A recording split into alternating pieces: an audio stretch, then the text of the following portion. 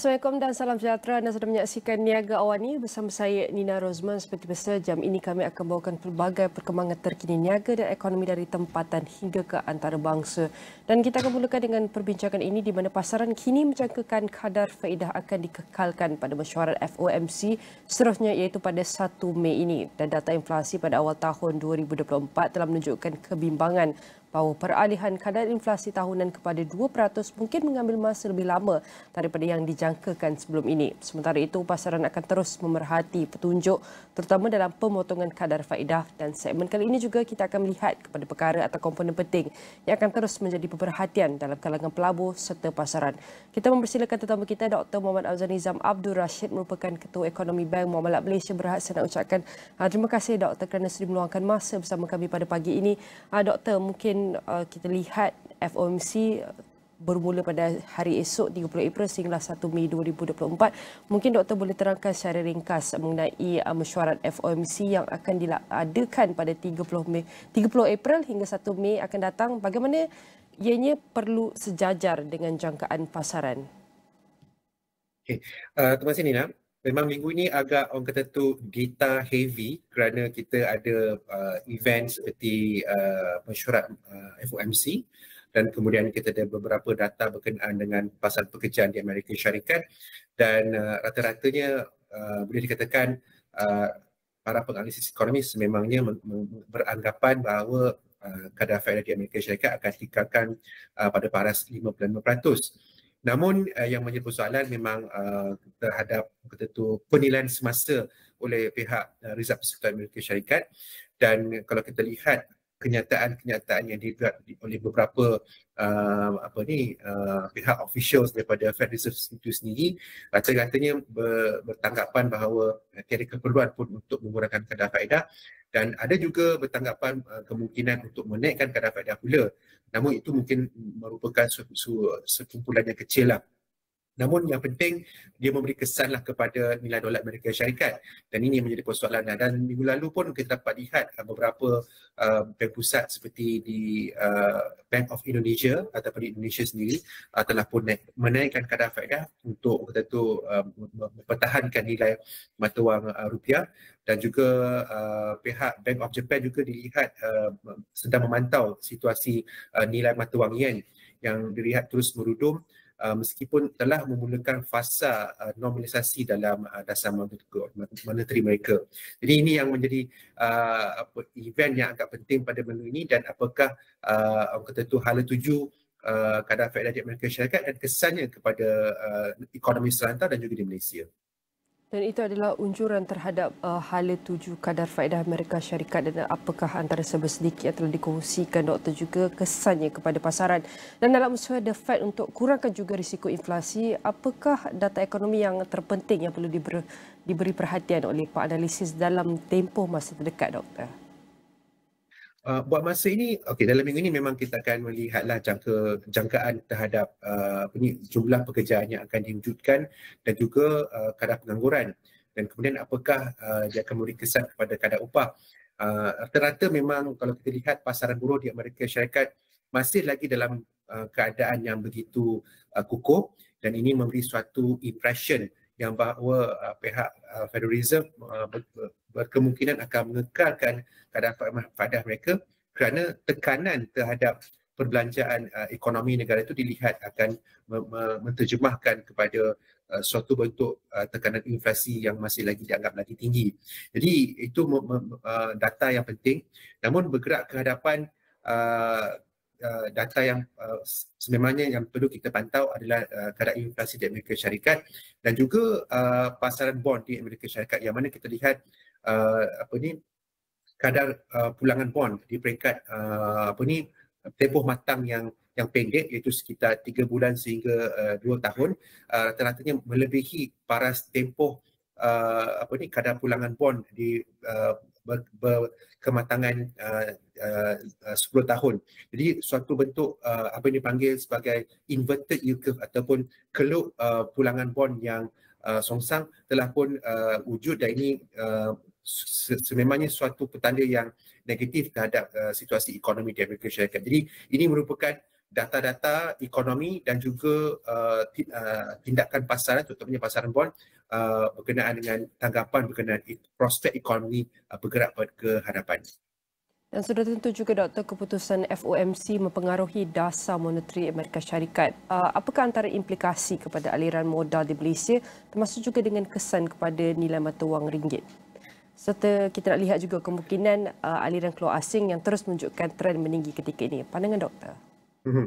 Betul. Kalau kita lihat dalam pasaran equity, kita lihat dalam bulan Mac dan pada bulan April ini juga suatu bentuk aliran modal yang keluar yang agak besar ya. Dan ini selaras dengan tanggapan bahawa kadar faedah di Amerika Syarikat masih dianggap tinggi. Jadi itu akan memberi kesanlah kepada mata wang ringgit dan sebagainya. Dan di sini suatu bentuk orang kata tu tanggapan yang perlu kita ataupun naratif yang perlu diletakkan supaya tidak timbul rasa kurang senang terhadap nilai mata wang ringgit pada masa ini. Saya melihat kalau dari segi isu mata wang ringgit ini, dia ada permasalahan struktur dan juga ada permasalahan dari segi confidence ya, terutamanya dari segi konsolidasi fiskal. Kalau dari segi permasalahan struktur, kebergantungan negara terhadap mata wang dolar sebenarnya jelas, dan pihak-pihak negara dalam annual report yang terbaru juga menjelaskan bahawa jumlah penyelesaian perdagangan antarabangsa yang diselesaikan melalui mata wang ringgit sekitar 82.1% pada tahun 2023 berbanding 82.9% pada tahun 2009. Justru nisbah tersebut tidak banyak berubah. Jadi kebergantungan terhadap mata wang dolar tu masih lagi besar. Jadi ini menuntut suatu bentuk dasar supaya berlakunya peralihan ataupun pengurangan kebergantungan kita terhadap mata wang dolar. Itu perlu diteruskan. Ada anggota tu dasar dilaksanakan seperti Local Currency Settlement Framework LCSF untuk Thai Baht, untuk rupiah dan juga mata wang China Yuan telah pun berlaku tahun 2009, tahun 2013, 2016 dan sebagainya. Kita dapat menyaksikan peningkatan dalam penggunaan mata wang tersebut. Jadi mungkin dasar ini perlu diteruskan untuk mata wang yang lain. Kemudian dari segi naratif konsolidasi fiskal itu perlu kita ceritakan bahawa pihak kerajaan sebenarnya serius terhadap untuk mengurangkan defisit fiskal, mengurangkan hutang kerajaan dan sebagainya supaya pihak pelabur asing akan terus-menerus memasuki pasaran kita kerana kita dapat lihat potensi dalam pasaran mata wang ataupun pasaran equity dan juga pasaran bond masih lagi menarik sebenarnya pada hakikatnya. Jadi naratif itu perlu dijelaskan supaya mewujudkan suatu insentif yang jelas bagi para pelabur untuk masuk dan melabur dalam pasaran modal di Malaysia ini. Dan doktor berbahagikan 2 minit lagi, mungkin doktor boleh kongsikan bagaimanakah unjuran doktor sendiri untuk prospek ekonomi suku kedua selepas keputusan The Fed 2 Mei ini, 1 Mei. Okey, kalau kita lihat advance estimate bagi suku pertama adalah 3.9%, berkemungkinan juga pada suku kedua ni saya menjangkakan paras pertumbuhan ekonomi melebihi 4%. Dan kita pun sedia maklum bahawa pihak KWSP telah pun mengumumkan akaun ketiga yang baru, skim pengeluaran yang baru. Saya jangkakan skim pengeluaran ini juga membantu dalam memberi satu suntikan kepada pendapatan ataupun satu bentuk simpanan kepada pencarum, yang mana lebihan simpanan ini akan digunakan untuk perbelanjaan. Dan kita sedia maklum bahawa nisbah perbelanjaan swasta ataupun consumer spending di Malaysia agak besar, itu sekitar 61%. Jadi apa sahaja bentuk suntikan dana akan menterjemahkan dalam satu bentuk perbelanjaan yang akan membantu dalam memacu pertumbuhan ekonomi pada suku kedua dan juga sepanjang tahun yang kedua pada tahun ini. Dan saya nak ucapkan terima kasih kepada Dr. Muhammad Afzani Abdul Rashid, merupakan Ketua Ekonomi Bank Muamalat Malaysia Berhad, kerana bantu kami fahami apakah antara jangkaan terhadap mesyuarat FOMC yang akan kita teliti keputusan The Fed pada 1 Mei 2024 dan bagaimana untuk kita memahaminya juga kesannya kepada pasar dan tempatan. Dan sudah tentu semua perbincangan ini akan kami rangkumkan dalam astroawani.com dan semua platform digital Astro Awani.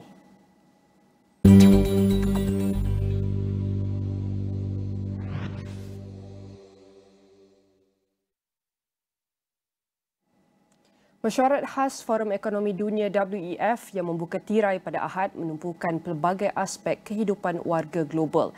Tidak ketinggalan berkait jurang ekonomi dan pembangunan antara negara kaya dan membangun. Apa realitinya dan bagaimana WEF mampu menjadi pemboleh ubah kepada permasalahan ini, editor Niaga Awani Najib Aroff ada perincangnya dari Riyadh, Arab Saudi. Di mesyuarat khas World Economic Forum di Riyadh, Arab Saudi ini sudah pasti tumpuan melihat kepada kerjasama peringkat antarabangsa dan juga dalam soal transisi atau peralihan tenaga yang menjadi fokus utama di sini, dan apakah cabarannya, khususnya jurang yang wujud antara negara maju dan juga negara membangun ataupun Global South dan juga Global North ini, bagaimana untuk merapatkan keadaan ini dan juga bagaimana untuk melihat bahawa ini akan memainkan peranan yang cukup penting dan juga signifikan dalam menambah baik segala peluang yang ada supaya kita dapat melihat kepada arah jalan yang lebih cerah di masa hadapan menjelang 2030. Itu yang saya bincangkan pada jam ini. Saya bersama dengan Managing Director World Economic Forum, Mirek Dusek. Ketika ini, Mirek, thank you so much for joining us. Now, first of all, the World Economic Forum, a special meeting in Riyadh focusing on the theme of the importance of global collaboration for sustainable growth and energy development. However, given the current geopolitical scenario and also the current economic scenario as well, what specific challenges do you foresee or do you see, nations faces in coming together, especially in addressing all these critical issues? Thank you for having me, first of all.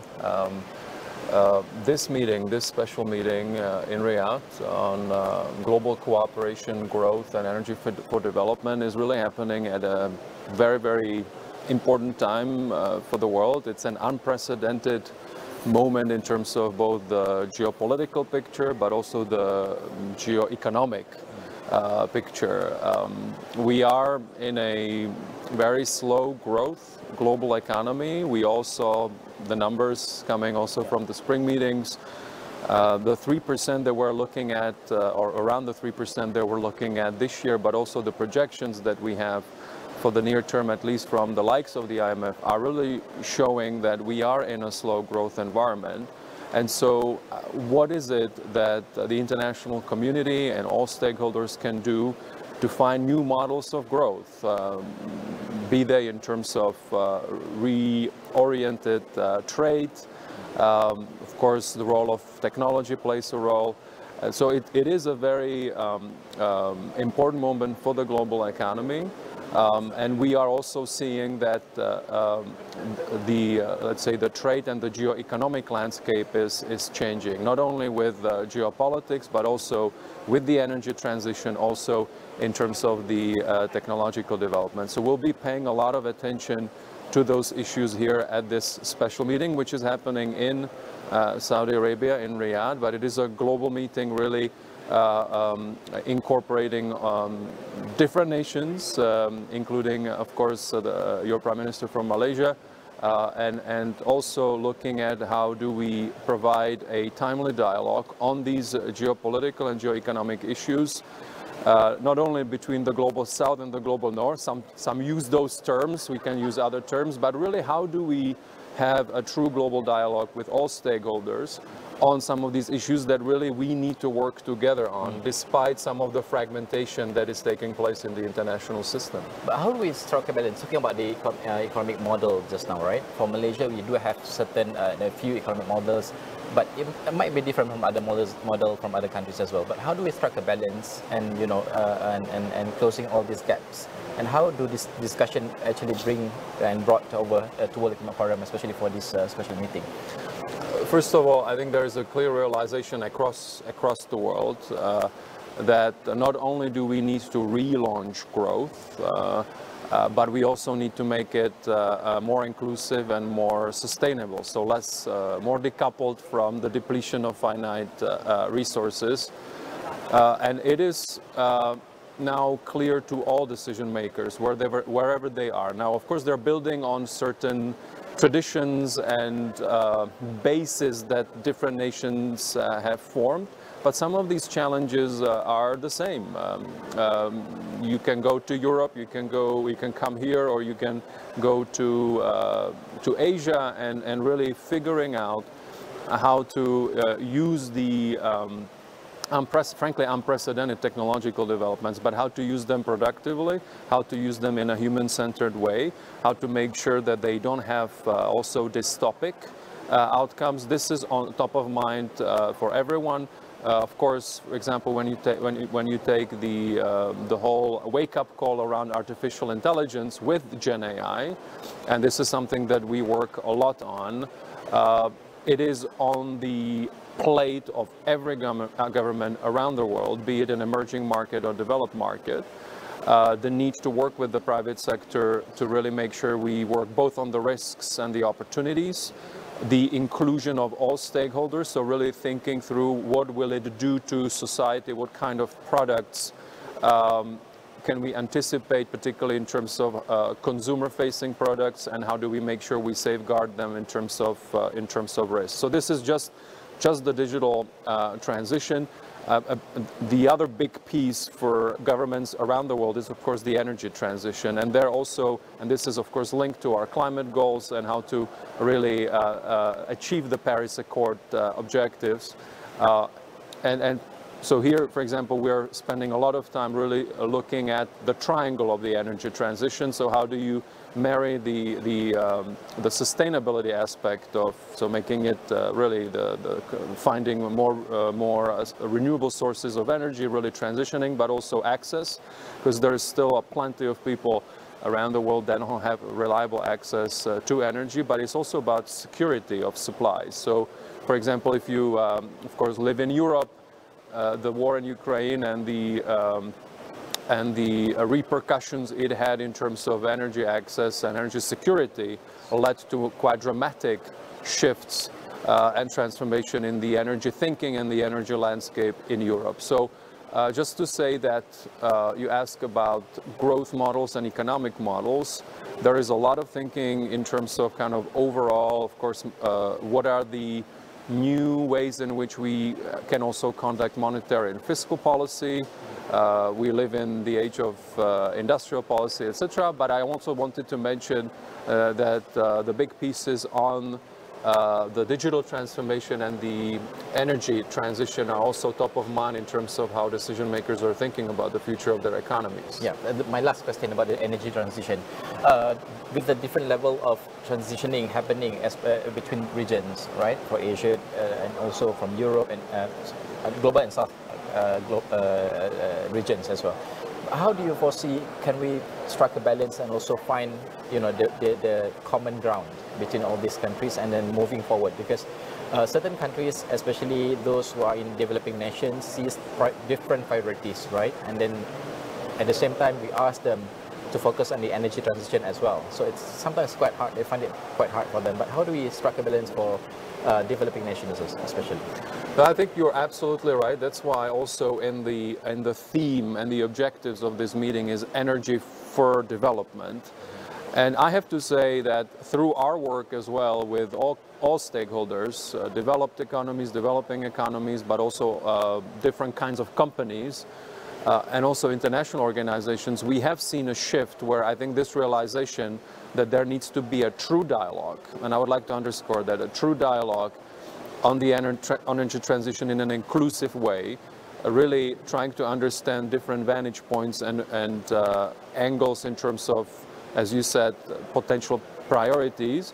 But also, for example, if we look now at how some of the reforms of or some of the work of the World Bank under the new president, how it is being presented and what are the priorities there, how much focus there is in terms of crowding in private capital into emerging markets and developing economies on climate finance and on the energy transition. So I would say that we've seen now a clear realization across the world that more needs to be done on not only that true dialogue, but also seeing real action in terms of particularly not only public funding, but also really figuring out new mechanisms to get more private sector engagement and capital into those projects in emerging markets. All right, Jurang, thank you so much for joining us. I really appreciate for your time. Thanks so much. Thank you so much. Thank you. All right, kalau kita melihat kepada perkara ini sudah pasti rangkumannya pada akhirnya adalah action itu. Langkah itu apa yang akan dilaksanakan, bukan hanya perbincangan dan diskusi, sebaliknya langkah yang konkret perlu dicapai melalui mesyuarat khas World Economic Forum ini. Sekian saja laporan saya, Najib Aroff dari World Economic Forum mesyuarat khas di Riyadh, Saudi Arabia.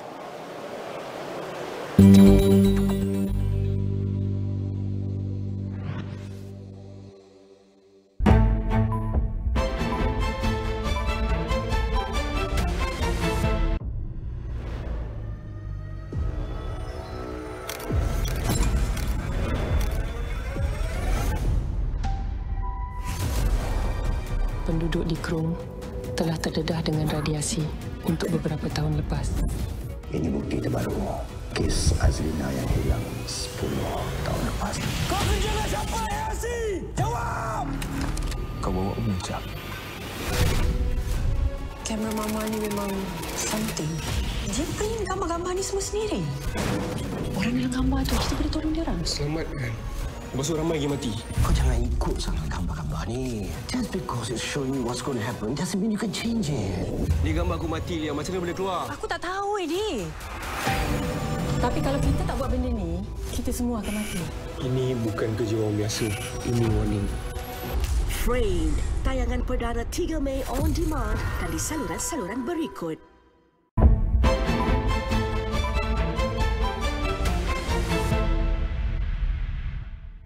Bursa Malaysia dijangka diniagakan dalam jajaran kecil dengan kecenderungan meningkat bergerak dalam julat 1,555 hingga 1,590 minggu ini, kata penganalisis. Naib Presiden Pendidikan Ekuiti Rakuten Trade Sdn Bhd, Tong Pak Ling berkata, beliau meramalkan paras sokongan segera pada 1,555 diikuti dengan 1,545.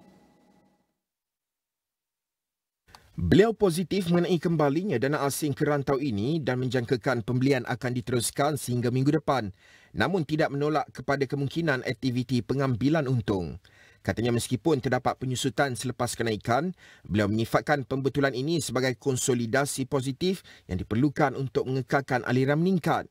Walaupun beliau menjangkakan kenaikan mereda seketika berikutan peningkatan kukuh, katanya FBM KLCI telah mengekalkan kedudukan positif melepasi semua purata pergerakan eksponen EMA. Pada Rabu, Bursa Malaysia ditutup pada paras tertinggi dalam tempoh 2 tahun dengan indeks utama meningkat 0.63% kepada 1,571.48 dipacu prospek positif di bursa tempatan dan ketika prestasi memberangsangkan oleh syarikat serantau. Pada asas Jumaat ke Jumaat, FBM KLCI meningkat 27.59 mata kepada 1,575.16 berbanding 1,547.57 minggu sebelumnya. Dan FBM KLCI telah pun mencapai paras tertinggi walaupun di tengah-tengah cabaran ringgit, dan kita sudah pun menghampiri penghujung April 2024. Penting untuk kita meneliti adakah trend peningkatan ini akan berterusan sehingga bulan Mei akan datang dan apakah lagi downside risk yang perlu dikenal pasti. Dan kita persilakan tetamu kita dalam talian adalah Muhammad Siddiq Jantan, merupakan Ketua Penyelidikan dan Penasihat Kekayaan Pengurus Portfolio UOB K Hian Wealth Advisors. Saya nak ucapkan terima kasih Siddiq. Siddiq, pertama sekali mungkin boleh berikan analisis mengenai prestasi semasa FBM KLCI. Bagaimana? Okey, Nina, seperti yang Nina katakan tadi, walaupun terdapat kebimbangan mengenai peningkatan risiko geopolitik, kadar inflasi tinggi di negara maju dan persekitaran, kadar faedah tinggi untuk tempoh yang lebih lama, FBM KLCI telah menunjukkan momentum positif dalam 4 tahun yang pertama. Jika kita lihat daripada comparison di antara indeks serantau, iaitu jika kita lihat di bahagian Japan, Nikkei dan juga negara-negara serantau yang lain, FBM KLCI telah meningkat sebanyak 8.28%, iaitu ketiga tertinggi jika kita bandingkan dengan Japan Topics, iaitu pada 13.53 dan 13.35 untuk Nikkei 225. Dan jika kita bandingkan dengan negara serantau, negara berdekatan dengan kita, iaitu Indonesia berada paras negatif 3.25 dan juga Singapura pada paras 1.23. Dan jika kita lihat untuk prestasi FBM KLCI bagi 1 hari bulan Januari hingga 28 hari bulan April, saya buat perbandingan di antara dalam dasar 20 tahun data time series, iaitu kita lihat perkembangan FBM KLCI sangat positif, iaitu hampir mengulang kembali prestasi pada tahun 2017 dan juga prestasi pada tahun 2009. So untuk mengetahui apakah faktor yang menyokong kepada perkembangan FBM KLCI, kita boleh melihat kepada beberapa faktor, iaitu yang pertama, asas ekonomi yang kukuh. Ini melibatkan pertumbuhan berterusan dalam indeks utama terkini, iaitu kita boleh lihat leading indicator positif sejak Oktober 2023, pertumbuhan dalam perdagangan luar negara iaitu ekspor pada suku pertama tahun 2024 telah meningkat sebanyak 2.2% kepada 362.61 bilion berbanding pada kuartal pertama 2023, dan data CPI yang stabil. Inflasi utama dikekalkan pada 1.8% walaupun kita tahu terdapat penyesuaian cukai perkhidmatan kepada 6% hingga 8% dari 6% sebelumnya, dan pasaran buruh yang stabil. Itu yang pertama, Nina. Yang kedua, pelaksanaan dasar-dasar ekonomi seperti ekonomi madani, National Energy Transition Roadmap, New Industrial Master Plan, Financial Responsibility Act dan Energy Efficiency and Conservation Act. Selain itu, penutupan persidangan KL20 yang berlangsung pada minggu lepas telah menetapkan lintasan yang jelas bagi Malaysia untuk muncul sebagai kuasa chip yang penting dalam rantau Asia. Yang ketiga adalah disebabkan oleh pemulihan ekonomi China secara berangsur-angsur berikutan suntikan rangsangan dan signifikan yang dijangka daripada kerajaan. Selain itu, dalam kemajuan berterusan dalam pemulihan dengan pemulihan ekonomi China, kami menganggarkan data PMR Malaysia yang kini di bawah paras 50 akan mencecah kepada paras 50 pada suku kedua. Yang keempat yang saya boleh katakan adalah sentimen pasaran yang semakin meningkat terhadap sektor teknologi dan juga semikonduktor. Menurut statistik perdagangan semikonduktor sedunia, jualan semikonduktor global dijangka akan berkembang sebanyak 13.1% untuk mencapai pada 588 bilion pada tahun 2024. Ini adalah menunjukkan jangka panjang bahawa industri semikonduktor dan teknologi boleh mencapai pendapatan global sebanyak 1 trilion pada tahun 2030. Laporan keuntungan korporat yang kukuh daripada syarikat teknologi dan juga semikonduktor di Amerika Syarikat juga telah membantu meningkatkan sentimen pelabur terhadap sektor ini.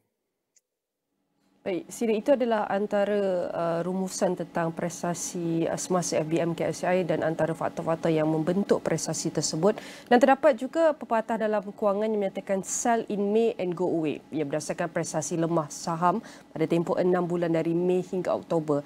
Adakah pepatah ini masih relevan, Sila? Okey, jika kita lihat daripada segi bagaimanakah pepatah ini muncul, ia berasal daripada keyakinan bahawa saham cenderung berprestasi lebih baik dalam tempoh November hingga April berbanding dengan tempoh Mei hingga Oktober. Pandangan ini sebahagiannya disokong oleh penurunan pasaran termasuk kebosanan pasaran pada tahun 1987. Walau bagaimanapun adalah penting untuk kita melihat bahawa walaupun bulan Mei secara sejarah mengalami penurunan pasaran dalam beberapa keadaan, trend ini tidak selalu dilihat di semua pasaran termasuk pasaran Malaysia. Ini kerana apabila kita mengkaji trend pasaran selama 10 atau 20 tahun, kita berhadapan dengan persoalan penting. Yang pertama, sejauh mana aplikasi pandangan ini kepada landscape semasa, terutamanya dalam era pasca pandemik dan peningkatan risiko geopolitik. Pandemik COVID-19 juga telah mengganggu corak pasaran tradisional secara global. So jika kita lihat analisis 10 tahun pasaran atau 20 tahun pasaran, tidak hanya berlaku dengan pepatah sell in May and go away saja. Pada minggu lalu, ramalan multi-year yang terkini yang dikeluarkan oleh Bloomberg menunjukkan kemungkinan prestasi terhad bagi indeks tempatan pada bulan Mei. Namun pada pandangan saya, walaupun terdapat kemungkinan aktiviti pengambilan untung yang disebabkan oleh prestasi pasaran semasa, asas ekonomi Malaysia yang kukuh dapat menyokong pasaran tempatan sepanjang bulan Mei. Kita boleh melihat dari 3 aspek. Yang pertama, penggerak trend. Pandemik bertindak sebagai pemangkin, mempercepatkan trend. Digitalisasi, kerja jarak jauh dan inovasi dalam sektor kesihatan telah mengubah industri dan tingkah laku pengguna. Perubahan ini mempengaruhi peluang pelaburan dan profil risiko. Itu yang pertama. Yang kedua, dasar keuangan. Bank Pusat di seluruh dunia memberi respon krisis dengan kadar faedah hampir sifar semasa COVID-19, dasar tidak konvensional ini telah mempengaruhi harga aset dan juga mencipta cabaran dan peluang untuk para pelabur. Yang ketiga, risiko geopolitikal, ketegangan politik, konflik geopolitik dan perubahan dasar perubahan dasar terus mempengaruhi pasaran. So para pelabur perlu navigate complexity ini semasa membuat keputusan yang bijaksana. So secara keseluruhan, walaupun konteks sejarah memberi pandangan berharga, practicality dan pemikiran kritis adalah sangat penting. Sebab jika kita lihat untuk FBM KLCI ataupun untuk pasaran Asia, sell May and go away adalah tidak selari dengan pendapat ataupun tidak selari dengan prestasi pasaran negara-negara maju yang lain. Dan Sidik, akhir sekali mungkin boleh kongsikan apakah antara downside risk yang perlu dikenal pasti dengan segera dan bagaimana untuk kita unjurkan terhadap FBM KLCI untuk bulan Mei akan datang? Okey, downside risk yang saya boleh lihat untuk sekitar 1 bulan ini, iaitu di dalam bulan 5, kita akan menerima yang pertama GDP untuk kuartal pertama untuk Malaysia. So sekiranya GDP itu tidak mencapai estimate para analisis, kita akan melihat terdapat beberapa perubahan trend, iaitu trend menurun terhadap pasaran saham. Yang kedua adalah sekiranya intonasi Federal Reserve, iaitu Federal Reserve akan bersidang pada minggu ini. So jika kita lihat kebanyakan analis akan berpendapat bahawa berlakunya pemotongan kadar faedah sebanyak 1 atau 2 kali dalam setahun ini. Namun sekiranya intonasi Federal Reserve bersikap lebih hawkish, iaitu lebih yang boleh saya katakan adalah untuk tidak memotong sebarang, untuk tidak mengurangkan sebarang kadar faedah, ini akan memberi kesan kepada pasaran saham serantau dan juga pasaran saham Malaysia. Yang ketiga, nilai keuangan. So jika nilai ringgit pada hari ini adalah di antara RM4.69 sen, RM4.70 sen. So kita lihat sekiranya Federal Reserve tidak mengurangkan kadar faedah walaupun hanya sekali, ia akan mengurangkan lagi nilai ringgit Malaysia ini. So untuk prestasi FBM KLCI pada bulan Mei ini, saya unjurkan FBM KLCI kekal pada paras tinggi, iaitu berliga di antara 185 hingga 195. Mungkin terdapat di pertengahan bulan Mei terdapat aktiviti pengambilan untung, sebab kita dah tahu peningkatan yang meningkat secara mendadak pada 2 minggu yang lalu. Nina. Baik, saya nak ucapkan terima kasih Sidik kerana bantu kami faham antara faktor-faktor yang mempengaruhi prestasi semasa FBM KLCI kita dan bagaimanakah unjuran terhadap prestasi pasaran saham tempatan terutamanya Bursa Malaysia. FBM KLCI ini dijangka akan meningkat pada bulan Mei akan datang. Dan sekali lagi saya nak ucapkan terima kasih kepada Muhammad Sidik Jantan, merupakan Ketua Pendidikan dan Penasihat Kekayaan Pengurus Portfolio UOB Kehian Wealth Advisor, dan semua perbincangan ini akan kami rangkumkan dalam astroawani.com dan semua platform digital Astro Awani.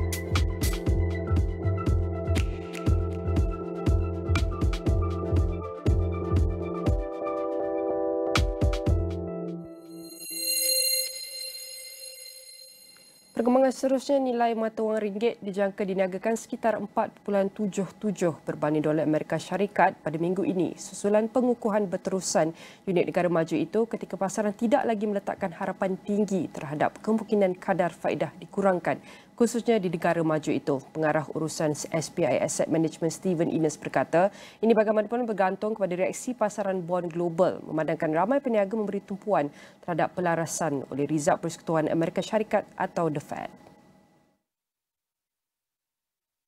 Beliau berkata jangkaan itu juga berpotensi menjejaskan momentum pengukuhan dolar Amerika pada hari-hari mendatang. Kebimbangan utama bagi ringgit adalah sama ada Fed akan terus berpendirian cenderung menaikkan kadar faedah dan menolak pengurangan kadar faedah dalam mesyuarat FOMC akan datang. Namun menurutnya terdapat kemungkinan Fed akan menunggu untuk meneliti data pekerjaan Amerika serta angka indeks harga pengguna CPI sebelum memilih pendirian menaikkan kadar faedah. Sementara itu, Ketua Ahli Ekonomi Bank Muamalat Malaysia Berhad, Dr. Muhammad Afzal Nizam Abdul Rashid pula menyifatkan minggu ini bakal syarat dengan pelbagai data sekaligus menyaksikan pasaran berhati-hati dan mengutamakan hala tuju lebih selamat yang hanya menyuntik sokongan ke atas dolar Amerika. Selain mesyuarat FOMC, pelabur akan turut memantau indeks Institut Pengurusan Bekalan ISM bagi pembuatan serta gaji bukan peradangan NFP serta kadar pengangguran. Bagi perbandingan Jumaat hingga Jumaat, ringgit diniagakan mengukuh ke paras 4.7650 berbanding dolar Amerika daripada 4.7810 seminggu sebelumnya. Ringgit juga diniagakan kebanyakannya lebih rendah berbanding mata wang utama lain selain sejajar dengan indeks dolar Amerika DXY, petunjuk data ekonomi Amerika seperti keluaran dalam negara kasar serta laporan Bank Pusat Serantau berkaitan dengan kadar faedah dan mata wang.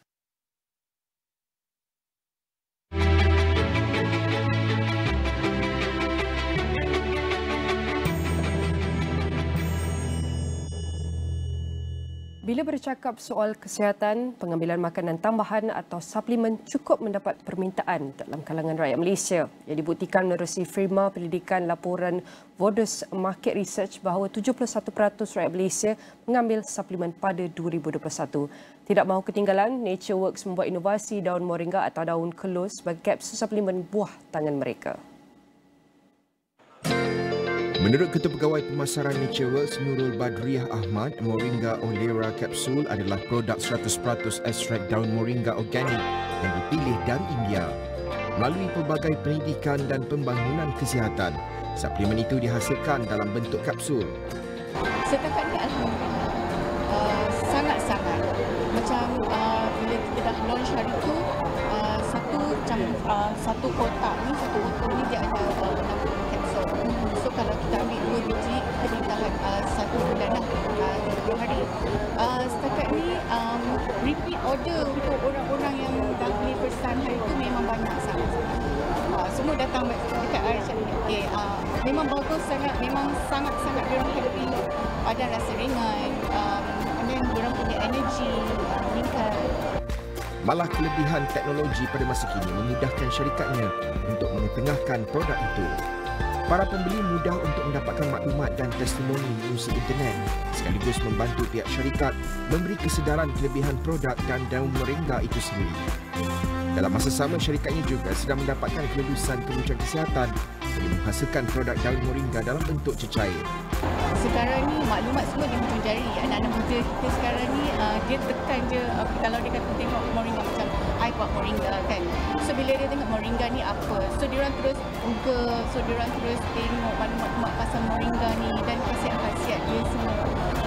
Dan daripada situ macam tak begitu macam pasal untuk I buat orang percaya pasal khasiat moringa ni. Nurul Badriah juga memberi bayangan bahawa pihaknya akan melebarkan sayap mereka ke luar negara atas faktor permintaan yang sangat tinggi. Antara negara yang diintai syarikat NatureWorks ialah China dan Indonesia. Untuk rekod, nilai pasaran suplemen negara meningkat dalam tempoh 2014 hingga 2019 iaitu daripada 2.07 bilion ringgit kepada 3.01 bilion ringgit.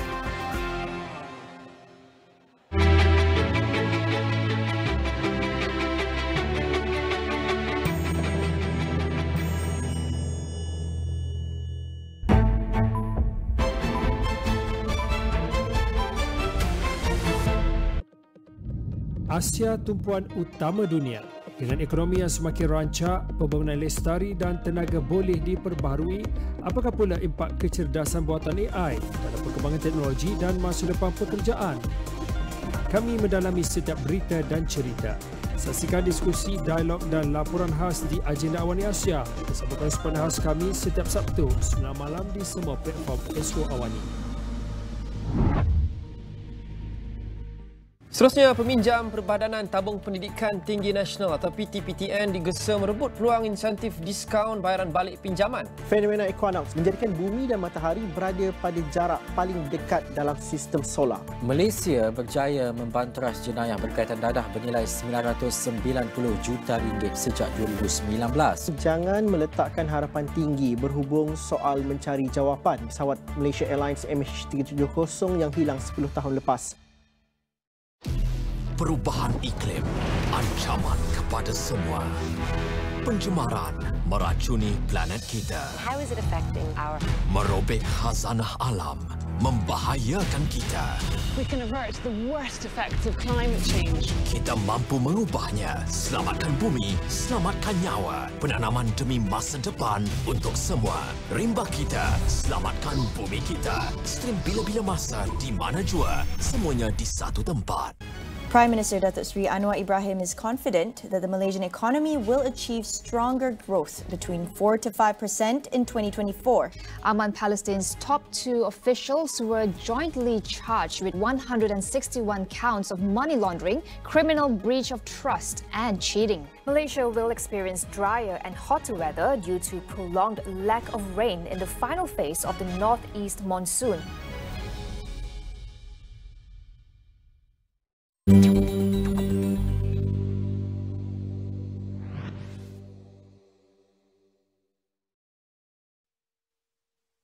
Last 5 years, Saudi has changed so much. Riyadh has changed so much from what it was. And I guess that ties into the theme of today's panel, which is about growth. So we're going to talk about growth in today's panel.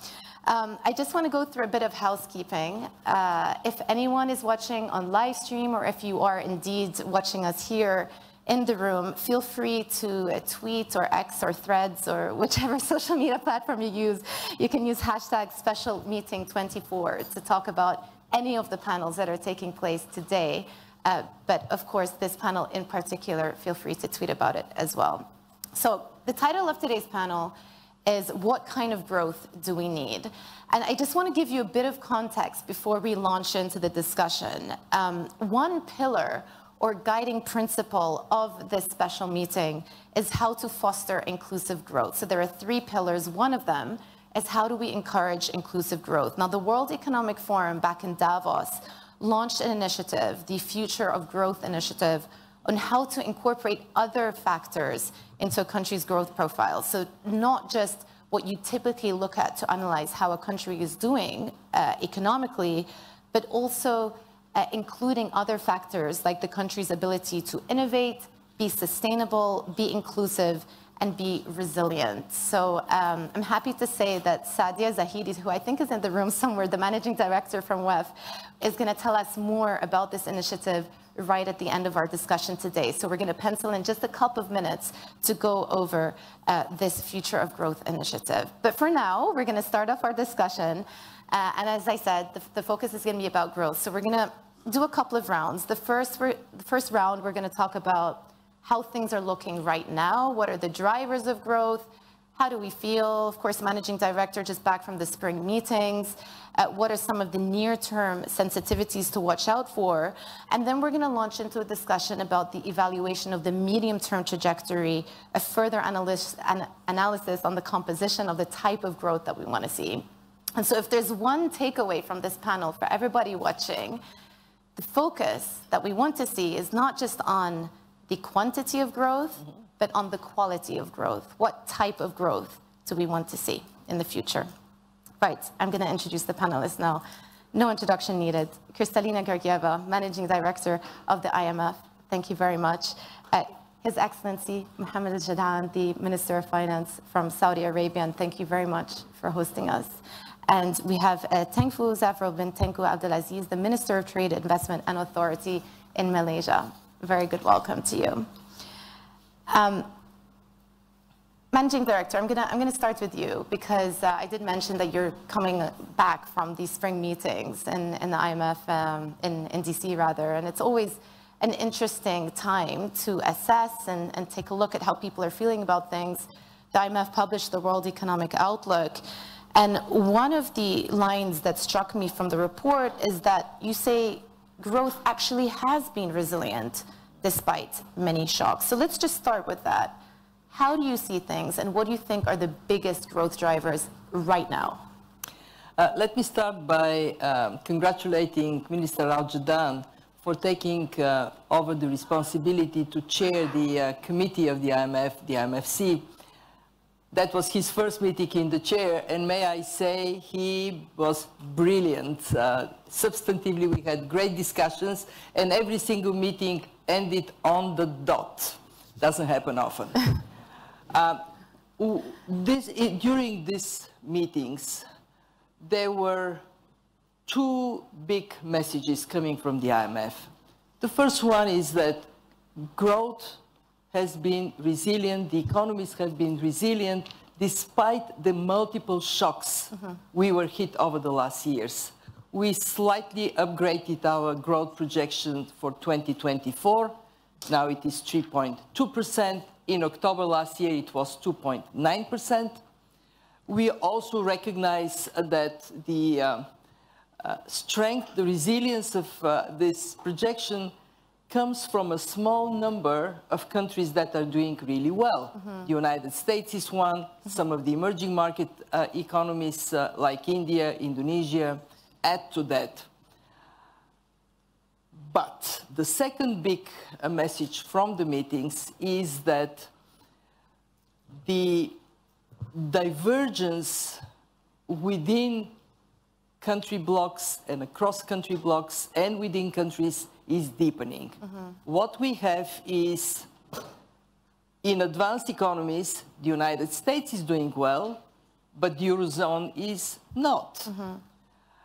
Within the emerging market economies, I mentioned India, Indonesia, actually I look at Malaysia. These are countries that are doing well. China came a bit above expectations in its first quarter, but then we have a number of countries that are facing significant difficulties. Just to mention some, like Pakistan. Egypt is doing now better, but Egypt is also faced with difficult environment. And then we have the toughest part of all, low-income countries falling dramatically behind. I want to give you a number, $3.3 trillion. This is how much the world lost because of the pandemic. In this loss, disproportionately, the low-income countries are most severely impacted. So when we look at the immediate priorities, there are three. One, get inflation in countries where it is still above target, down to target. Yes, we have achieved a lot in the fight against inflation. It is going down, down, but not yet gone. Second, focus on rebuilding fiscal buffers. What has happened over the last years is countries used all the ammunition they had because of COVID, then the war in Ukraine, then the cost of living crisis. But more shocks will come, and rebuilding fiscal buffers is a priority, yet tough when countries are also faced with the need to support the digital transformation, the green transformation, and to help vulnerable people. And three, let's find ways to cooperate more.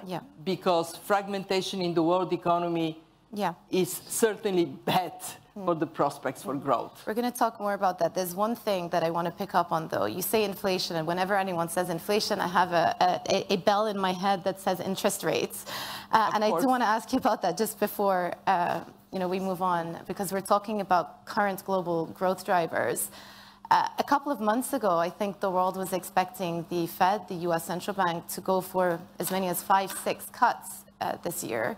The market has moved firmly away from that, pricing in maybe only just one cut by the end of this year. To what extent do you think these tighter financial conditions, these tighter monetary conditions are going to affect growth? Our panel is about growth, not just US growth, but of course, tighter financial conditions around the world are going to affect emerging markets too. It is a very significant factor. It is a factor because when you have high interest rates, then getting this rebuilding of buffers becomes even harder. We see higher interest rates genuinely impacting negatively growth prospects around the world. Second, higher interest rates in the United States mean that money goes there. Why take risks in emerging markets when you can put your money in US treasuries or just invest in US? Three, higher interest rates means also strong dollar. And when the dollar is strong, the flip side is for many currencies, that means currency depreciation. And that makes domestically fighting inflation more difficult. So for the US, the path towards cutting interest rates, in our view, in the view of the IMF, still remains open. We still think that we would enter 2025 in the US with inflation finally down to target and interest rates finally moving towards lower levels. But let me say it as clearly as I can. Even with the start of interest rate cuts, it doesn't mean interest rates would fall down to where they were before the pandemic. So strong fiscal position, good management in all countries is a necessity. Okay, great. Well, there's lots to pick up on from there. Your Excellency, maybe let me just... I thought we agreed you will ask them. Maybe I'm going to give you an open question just to start. I know you put together the budget for Saudi Arabia back in December, and you had your assessment of how you thought the growth outlook was going to pan out this year. We're a couple of months in. The IMF are saying that growth has been relatively resilient despite the shocks, but of course, beneath the surface, we're seeing some divergence. How do you see things versus where we were a few months ago? First of all, thank you very much for being here, and hopefully this will not be the last visit. So definitely not. And thank you, Kristalina, for being here also, and Mr. Abdulaziz. Few things. I think globally, as we have heard from Kristalina, there are significant divergences. There are countries who are doing very well, and there are countries who are really struggling, and there are countries in between. And therefore, if we are talking globally, we need to take that into consideration, that there are differences in positions between different countries and different regions. Second, I think the world for the last 4 years have seen multiple shocks. And those like us who had planned for the longer term will need to be agile enough to make sure that they adjust course, dealing with these multiple shocks. So you need to make sure that you are not rigid. And I've always said in economic planning, there is no egos. So it's okay to change, it's okay to adjust, it's okay to reflect on what new circumstances that calls for changes. And that, to me, is an advice that I would give everyone around the world, is that you need to make sure that, yes, you need the long-term plans, you need the vision, like Vision 2030. It is actually very helpful, not only for you as a government, but for the whole economy, and for the wider even region and international investor community to see that actually you have a plan and you are doubling down on implementation.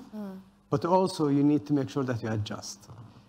So with inflation, with COVID and the serious supply chain disruption, and then inflation resulting from the serious also quantitative easing that happened as a result of COVID, and then interest rate hikes, and then geopolitical tensions, which are unfortunately increasing rather than decreasing.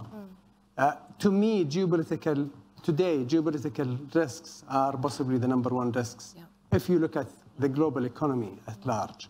Because it's not only the geopolitical in its own. The geopolitical tensions brings with it things that are directly impacting the economies, which is fragmentation, protectionism, using economy as a serious tool to achieve geopolitical objectives in terms of limitations in trade, limitations in technology, etc. So these will need to be looked at, and policymakers will need to be very agile in dealing with this. My advice, and I will be very brief, is one is in the longer term, regardless of what's happening today, because we have seen, geopolitics happening for decades. We have seen World War I and World War II and Cold War, and so you need to focus, first of all, on your own people and the human capital development. This is a long-term play that is critical. Human capital is very, very critical. Unfortunately, I can say this and possibly have the means to do it in Saudi and in this region, but there are a lot of countries who will find it very difficult to provide quality education, quality healthcare to their people.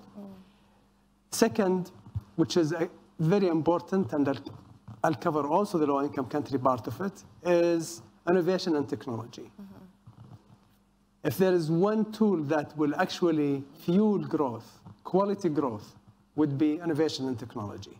Again, there are countries who will be able actually to do that, provide the policies and have the resources to actually implement innovation and technology. There are other countries who doesn't have basic electricities for most of their population. So you will not talk about technology, you will not talk about innovation, just provide them the basics. That said, multilateral institutions have a role to play in here, i.e. not leaving these countries behind, making sure that we provide the support. And in Saudi Arabia, I can tell you, our contribution in terms of aid and support is significantly more than our GDP percentage out of the global GDP.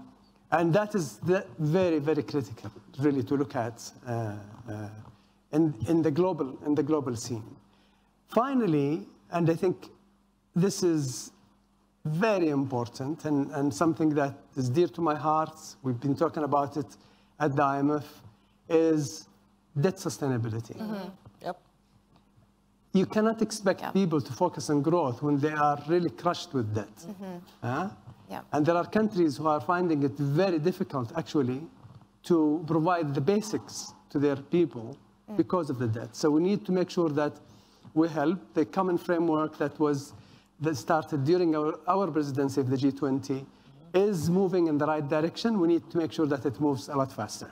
I'll stop there. Yeah, well, the last time you and I were on a panel, it was also a panel about debt sustainability and debt reform.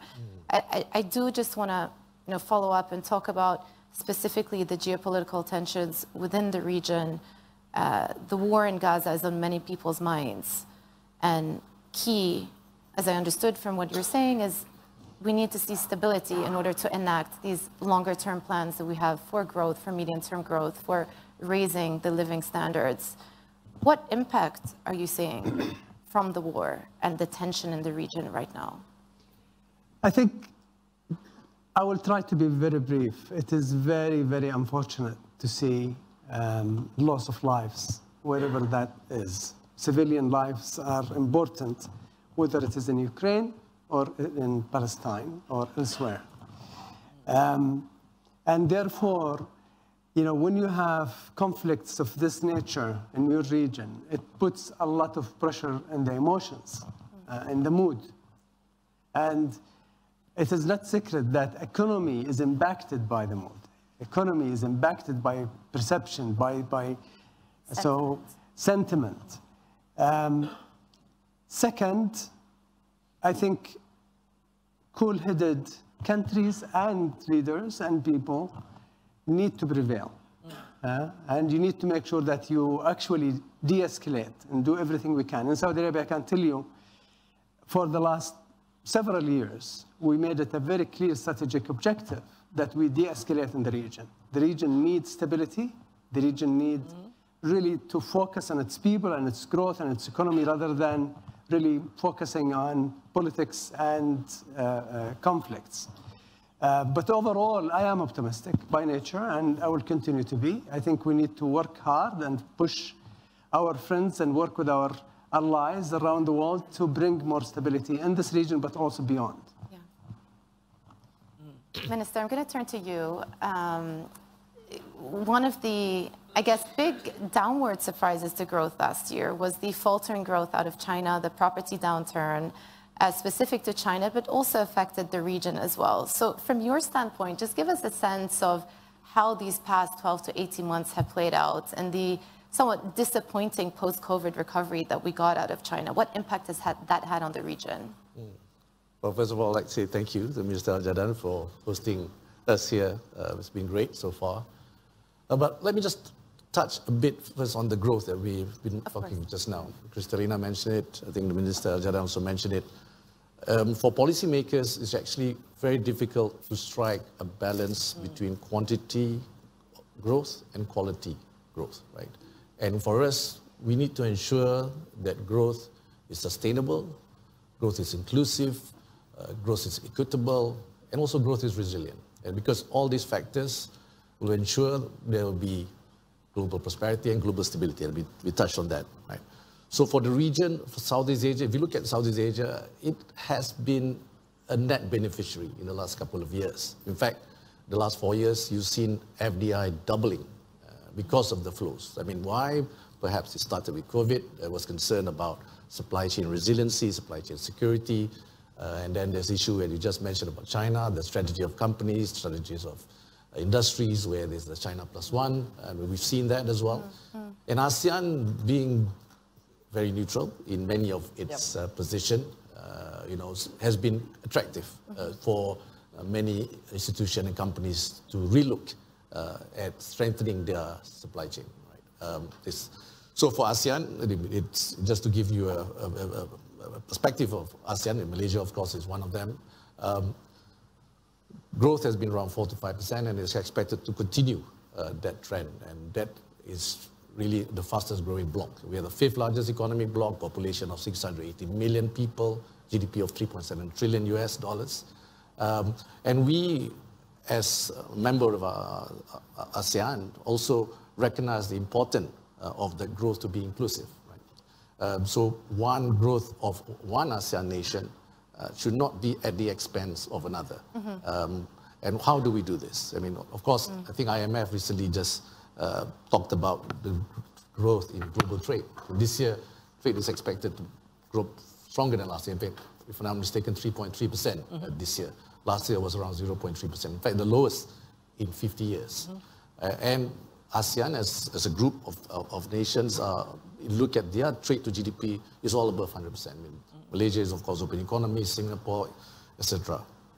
So we are in the right position to leverage and, well, opportunistic in a way, to ensure that we ride on this. So back to the question with China. Right? China is ASEAN's largest trading partner. In fact, it is Malaysia's largest trading partner for the last 15 years. Just to give you a figure, Malaysia, China, total trade with Malaysia, China is about 17% of Malaysia's total trade. It's an important part of ASEAN as well. And if we look at intra-ASEAN, which is again important because as economies within ASEAN integrate better, deepen further, that will bring stability as well. So unfortunately for ASEAN, intra-trade within ASEAN is around 22-23%. So there's room for improvement. Of course, there's a lot of multilateral agreements being signed, I think, and then ASEAN has also engaged GCC last year for the first time, and we're going to continue to engage GCC. In fact, we have a forum after this, GCC ASEAN, and again, we have seen also big flows from Europe and US. And for us, we need to ensure, because when I talk about quality and quantity just now, what we're seeing is that quantity of growth, I mentioned 4 to 5%. Malaysia last year was around 3.7%. This region is around 4 to 5%, but is that growth even, right, within the nations and within industries? So when we look as policymakers, we have our plans, but again, like Mr. Aljana said, it's all about implementation, it's about execution. So let's look at industries that around ASEAN. We need to ensure that they move to the next level. How do they do that? They need to increase the complexity, economic complexity of their industries, economic complexity of their economy, which will then lead to increase in wages, increase in household income, and therefore, in a way, will bring much more stability as well. Right? So, because sometimes your GDP is 4 to 5%, but then when you look at, we go down on the ground, without any policymaker intervention, there will be uneven growth across countries and across sectors. So we need to settle that one. The other one, I think you mentioned about technology innovation, that's going to be key for the region as well, because to ensure that, from a perspective of Minister of Trade, not only physical infrastructure is important, but also digital infrastructure. Again, some countries are in a stronger fiscal position, and as you mentioned, we were also affected by COVID, given the fiscal space at that time was utilized quite fully, in fact, by some nations. You see the debt to GDP of many countries has gone up quite considerably, but growth is going to be key to alleviate, to mitigate that impact. So to me, we need to ensure the economies continue to grow, that the growth definitely must be more even, sustainable, and finally, like it or not, the region also needs to ensure that to achieve sustainability, you need to also embrace the green economy. So this is where ASEAN, again, are investing a lot in this, and with China and with Europe, with US, if you look at China and US, it's already nearly half of the world's GDP, right? Yep. So ASEAN will have to work closely with both powers, and of course Europe and the rest of the world as well. Great. Thank you. Well, I think you may have slipped in the term geo-economic fragmentation, or maybe it's just imprinted on my mind because I've attended many of these IMF meetings, but I am going to go there. I know you've done a lot of work on it. Geeta also has spoken about it a lot. But there is one of the themes that has emerged in the last couple of years is there is a tendency now for economies to become more protectionist. There's a feeling that, at a state level, you want to bolster the national economy at the expense potentially of trade with some of your close allies. And, you see it in the US with the Inflation Reduction Act, you see it in China with the push for the transition. The state is playing an ever increasingly large role in terms of driving economic activity. And I just wonder, if you look about it again through the lens of growth, because that's what our panel is about, whether ultimately this is a good thing. Is this going to lead to the growth outcomes that we would like to see? When we look at the trajectory as of now, it is a rather depressing story. Medium-term growth is weak by historic standards. I compare this trajectory to a ski slope. So we expect, if the previous decade average growth was 3.8%, we expect this decade growth to be around 3%, much lower than before. Why is this happening? It is happening for two broad reasons. One is not enough productivity to lift up growth. In fact, we did some analysis. It says half of this slowdown in productivity is causing, productivity is half of the reason why we have this slowdown of growth in advanced economies and big emerging market economies. Almost all of the slowdown in low-income countries. Investing in people, investing in innovation, this is a must if we want to see productivity coming up. The second reason is geo-economic fragmentation. Our analysis shows that if we bring the power of trade and access to finance in a more open and inclusive manner, by the end of the decade, global growth can go up by 1.2%. In other words, all these growth lost from the previous decade can come back. Would it happen? It depends very much on the way in which we approach the question of security of supplies that is genuinely one policymakers are wrestling with. COVID and the war in Ukraine told us that relying on single source for your supplies is potentially catastrophic, that diversifying the supply chains is a must, that some redundancy in supply chains is a necessity. The question is, are we going to do what is necessary and not more, or we would go further? And at this point, the indications are troubling. We have seen over the last years trade restrictions quadrupling. And when we analyze industrial policy measures, 2,500 of those have been taken over the last years. 17% of them are trade disrupting, negative for trade measures. So we have industrial policy that may be justified because you want to accelerate decarbonization. That was the logic behind some of the measures today, yes. But are you doing it wisely? And the jury is not out. The jury has pronounced itself. We're going too far in that direction. So what do we do at the IMF? What we are doing is we are providing the analytical underpinning for decisions that would strengthen supply chains, that would bring some of the benefits of industrial policy. Let's remember, industrial policy is justified when there are market failures, and the state steps forward to correct them. But please don't do more than it is necessary. Why? Because then what we end up with is misallocation of resources, of capital and labor. And when that happens, guess what? We're poorer.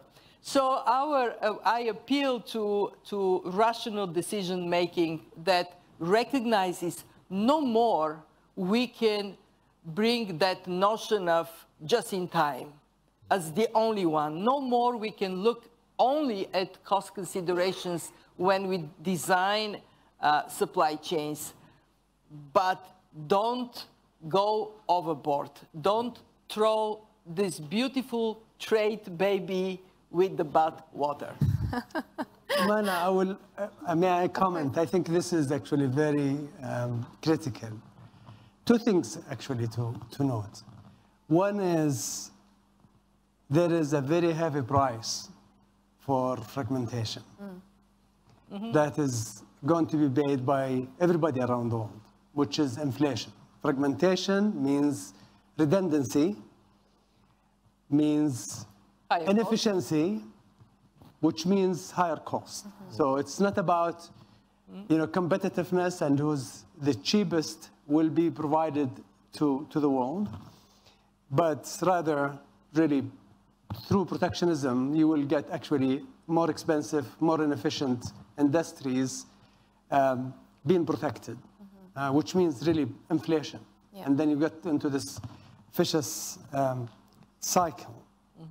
The second is, obviously we need, as Kristalina said, we need to de-risk, the supply chain, but then there is a big difference between de-risking supply chain and then using it as a geopolitical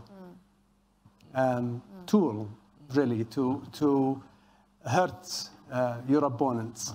I've said in the previous WEF meeting, and I think in our IMF Marrakesh meeting, that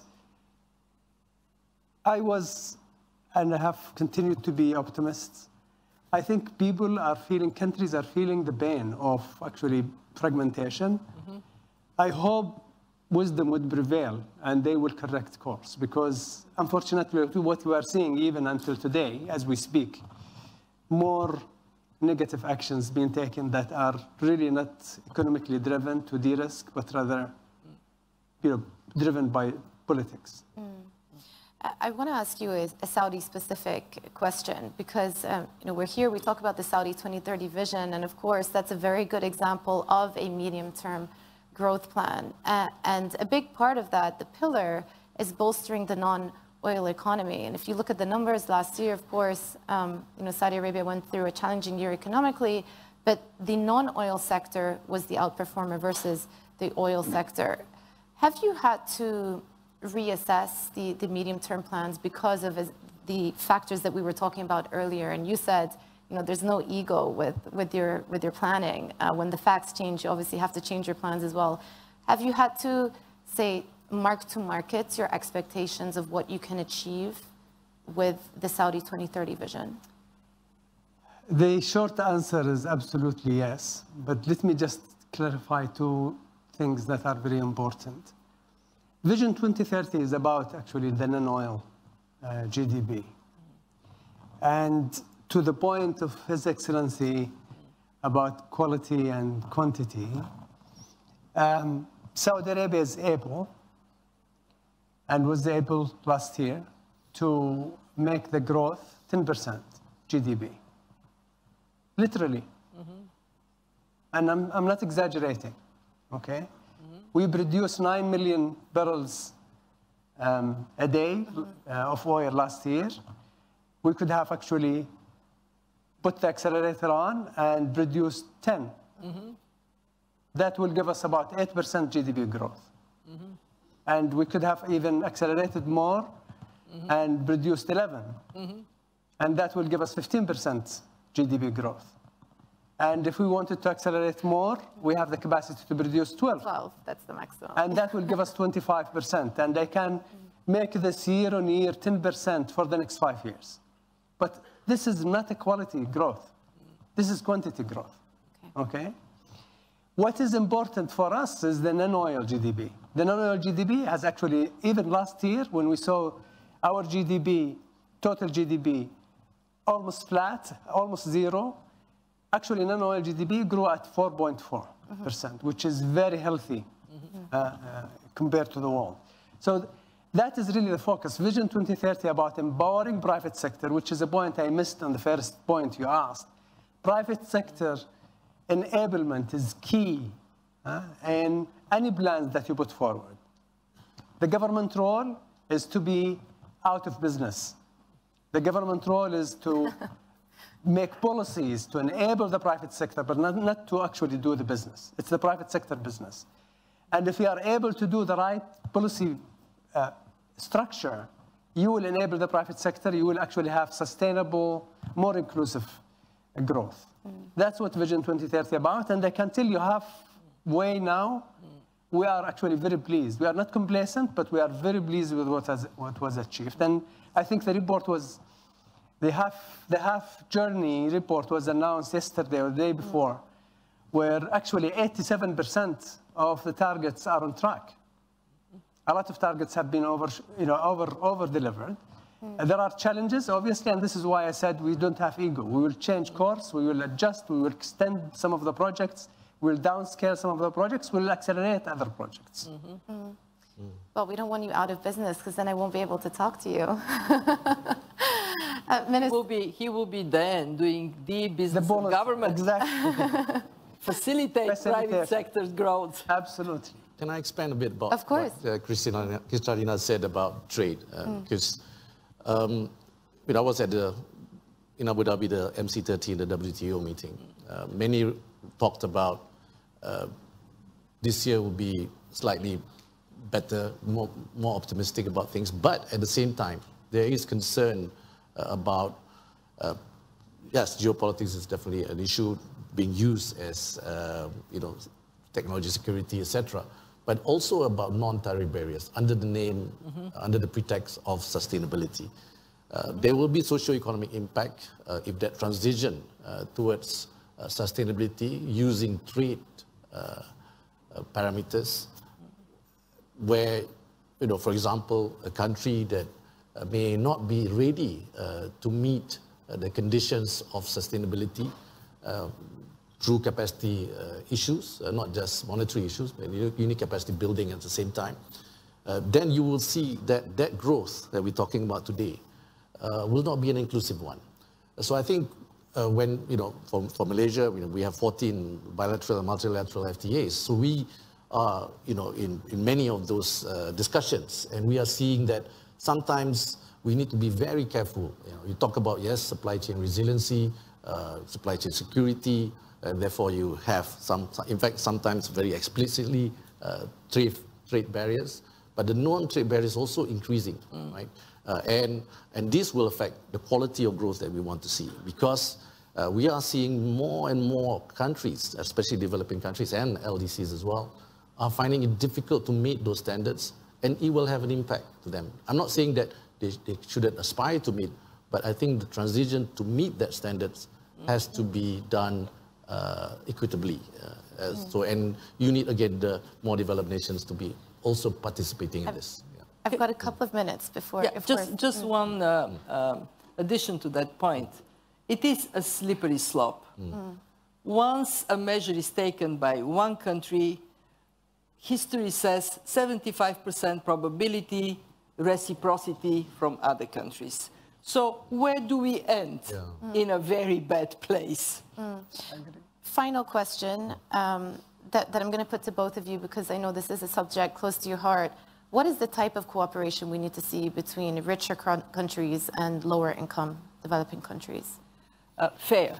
And that means poor countries also have to do their part. They need to collect taxes, they need to fight corruption, they need to improve the quality of spending, they need to demonstrate that they are committed to their own people. And the response must be that they get a huge deal of international support in that restructuring, in helping them to meet their financial needs with support from outside. It is genuinely the moment to recognize that we are in this small boat called world together. And we cannot say, the rich countries cannot say to the poor, oh, you know what, your side of the boat is leaking. We would all sink. Well said, Kristalina. I would not have said it better. I think a few things. One is, there is a promising, I can tell you, there is actually a promising trajectory in empowering multilateral development institutions like the IMF and the World Bank. And what is even more interesting and helpful is there is a significantly better coordination and cooperation between them. And I've seen it firsthand recently, where they actually almost have a task force collectively to help individual countries that are in need. And I've said this before, and I would repeat it again. Without an extensive reform, without countries who are recipients of the support doing their part, as Kristalina said, I think we will just be putting good money after bad. So we need to make sure that we encourage them, not only with providing financial support, but also technical support, and making sure that we develop their own people to actually do the right thing. Second, I think this is very important. We should avoid forcing them to make a choice between, two countries or two groups of countries. I think it is very difficult to go to Africa and say, listen, if you want us to help you, you need to stop dealing with China. Or if you want us to help you, you need to stop dealing with the G7 or the US. That is not a fair choice to put before them, because they need all the help they can, whether it is from the south or from north. And I think we are seeing actually a better way of approaching this now, although I think we can look for more. Yeah. Well, that's a good place to leave it. We've gone through a lot already on this panel about the now, the future, geoeconomic fragmentation, some of the barriers that are going up. I think we all agree that too many barriers is not a good thing, could be inflationary, and the importance of cooperation. I started off this panel by saying that we're going to end with a couple of minutes from Sadia Zahidi, who's the Managing Director of the World Economic Forum, to talk us through the initiative, the Future of Growth initiative. But before we do that, I just want to thank the panelists so much. I really enjoyed this discussion. Thank you, Managing Director, Your Excellencies. Really appreciate it. Sadia, the floor is yours. Thank you very much, Jumana, and thank you so much to all the panelists for this very rich discussion, and really the right one to get us started for the next 2 days of conversation here in Riyadh. We kicked off in Davos, the Future of Growth Initiative. It's a 2-year set of work, and there are 3 ways that we invite you to get involved. One is the data that is helping provide a dashboard for countries to look at both quantity and quality measures. You can download that here in this room and continue to stay involved in that conversation. No data is perfect, but we're trying to get that conversation started. The second way is the global conversation around what should be the right framework for looking at quantity and quality growth. Please join the Growth Consortium. Please join the dialogues on that. That will continue over the course of the next 2 years at every activity that the World Economic Forum will be holding. And then the third way is country-level dialogues, because there is an element of that that has to be customized. And we will be kicking off with at least 5 countries this year, country-specific dialogues, and more to come over the course of the next year. So thank you again to all the panelists for the conversation, and please join this 2-year initiative. Thank you.